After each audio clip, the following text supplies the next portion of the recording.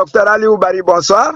Bonsoir, Monsieur Camara. L'humanité a célébré ce mercredi la journée internationale des migrants et il se trouve que la structure Afrobaromètre a mené une étude sur cette question de migration. Qu'est-ce qu'on peut retenir du rapport de cette étude?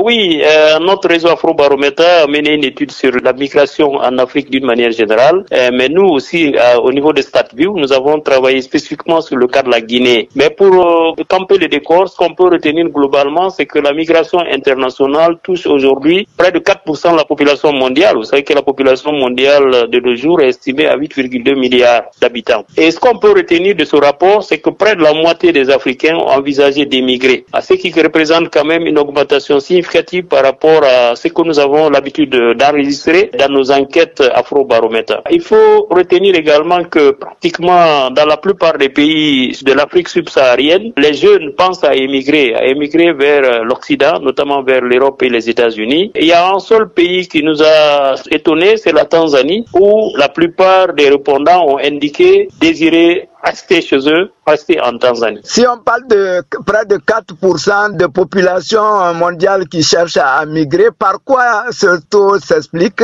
Mais au niveau mondial, vous savez qu'il y a plusieurs raisons. Vous avez les guerres dans certains pays, vous avez les effets du changement climatique, vous avez des pays qui sont sous répression, donc qui sont sous des dictatures. Donc il y a plusieurs raisons, en tout cas au niveau mondial, au niveau global. Mais il y a aussi le fait que la plupart de ceux qui migrent cherchent à aller vers des pays où il y a des opportunités d'affaires, où il y a des opportunités d'emploi, et pour vivre dignement, ou en tout cas vivre mieux. Alors, qu'est-ce qui se dégage du cas de la Guinée? Ce qui se dégage du cas de la Guinée aussi est étonnant, parce que nous avons constaté à travers la dernière édition qui a été réalisée, je précise bien en 2024, que près de la moitié des Guinéens pensent à émigrer. C'est-à-dire 43% des Guinéens de tout âge envisagent donc de migrer. Et plus de la moitié des jeunes Guinéens, soit 56% des jeunes âgés de 18 à 35 ans, si vous voulez, les bras valides, la main-d'œuvre, cherchent à partir vers l'Occident. Mais nous avons été aussi frappés par le fait qu'il y a de plus en plus une sorte de rajeunissement et de féminisation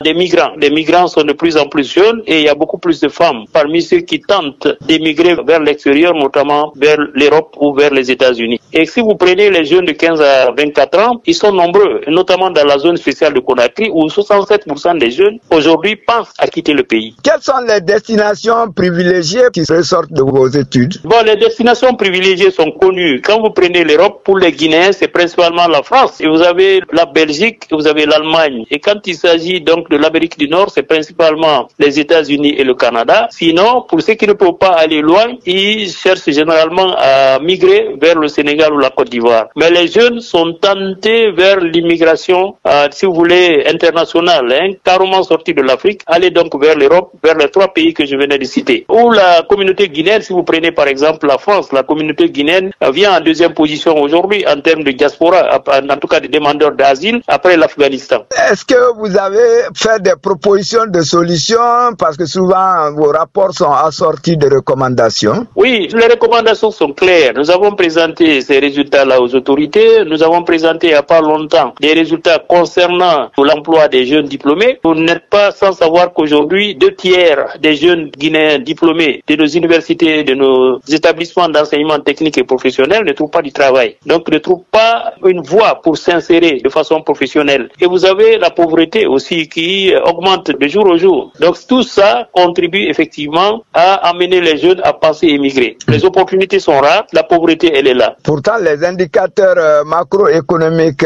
sont au vert. Les indicateurs macroéconomiques sont au vert et il est même attendu que la croissance économique de la Guinée soit à 2 chiffres. Bientôt, avec tous les projets qui ont démarré dans notre pays, notamment Simandou 2040, on risque d'avoir des taux de croissance, ça s'annonce déjà de 2 chiffres. Le problème de la Guinée, c'est pas la croissance économique en tant que telle, c'est la redistribution justement de tout ce qui est produit à travers cette croissance économique, c'est-à-dire qu'il y a un problème d'investissement pour permettre aux jeunes et à tous ceux qui veulent avoir accès à un emploi, pour leur donner la possibilité d'avoir accès à un emploi décent. Merci bien, docteur Ali Oubari. C'est à moi de vous remercier, monsieur Camara. Merci beaucoup.